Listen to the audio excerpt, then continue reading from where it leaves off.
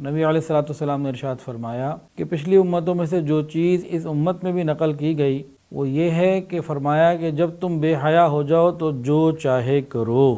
اب یہ جو چاہے کر کی دو تفصیلیں ہیں۔ ایک تو یہ ہے کہ بندہ غصے میں کہہ دیتا اچھا ٹھیک ہے جو کرنا ہے کر لے، آنا تو میرے پاس ہی ہے نا، قیامت کے دن اللہ ہی کے پاس آنا نا، جو کرنا ہے کر لے۔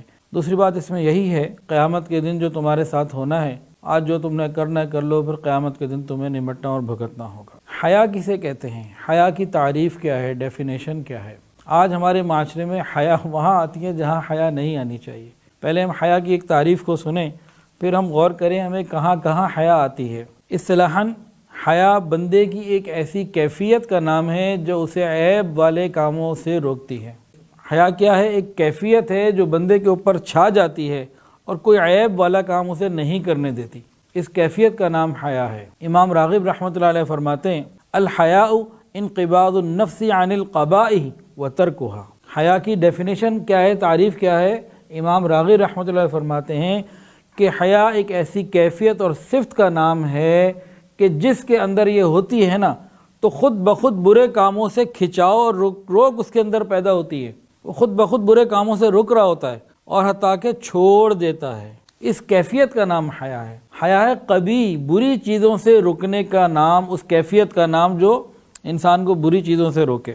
ہمارے معاشرے میں کیا ہوتا ہے، بچے سے پوچھو بھئی سر پہ ٹوپی نہیں ہے کہ شرم آتی ہے، حیا آتی ہے، ٹوپی رکھنے سے حیا آتی ہے۔ کیا ٹوپی رکھنا کوئی برا کام ہے؟ عورت سے پوچھو بھی پردہ کیوں نہیں کرتی، شرم آتی ہے۔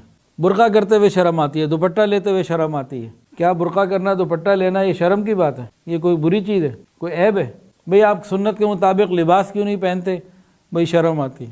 کیا حضور صلی اللہ علیہ وسلم کے مطابق وضع قطع بنا لینا یہ شرم کی بات ہے، یہ کوئی بری بات ہے؟ آپ نے جملے سنے ہوں گے نا، کئی لوگ یہ بات کہہ دیتے ہیں۔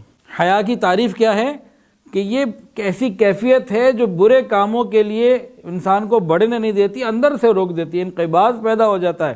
اور کسی سے پوچھو بھی داڑھی کیوں نہیں رکھتے ہیں، شرم آتی ہے۔ بھائی سوچ الٹی ہو گئی ہماری، اور یہ صرف ایک معاملے میں نہیں، دین کے تقریباً ہر معاملے میں ہماری سوچ الٹی ہو گئی۔ علماء کسی بھی معاشرے کی بنیاد ہوتے ہیں، کسی بھی معاشرے کا ایک بہترین کردار ہوتے ہیں۔ ہم کہتے ہیں جی علماء قومی دھارے، مدارس قومی دھارے میں نہیں ہیں، جو خود مغربی دھارے میں چل رہا ہے وہ قومی دھارے کو کیا بیچارہ جانے۔ سوچ ہر طرف سے ہماری الٹی ہو گئی ہے۔ ہم جتنے یہاں بیٹھے ہیں سارے پاکستانی ہیں نا الحمدللہ۔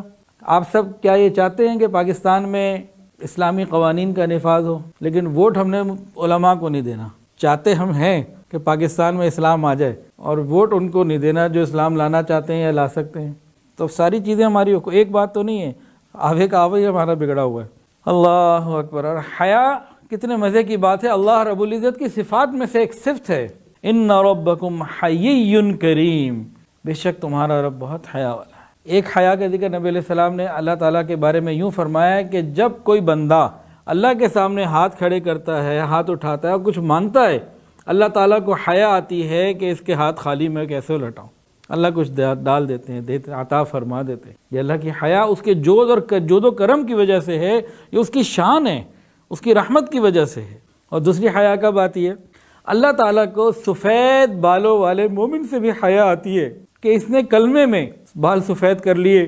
اللہ تعالیٰ کو حیا آتی ہے ایسے بندے کو عذاب دیتے ہوئے کہ جس نے ساری زندگی دین اسلام پر گزاری، بال سفید کر لیے۔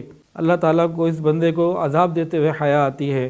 کاش سفید بال والوں کو بھی حیا آتی، اللہ کی نافرمانی نہ وہ کرتے کہ بال سفید ہو گئے لیکن دل سیاہ ہو گئے۔ اللہ تعالیٰ کو تو حیا آتی ہے، کاش سفید بال والوں کو بھی آ جائے۔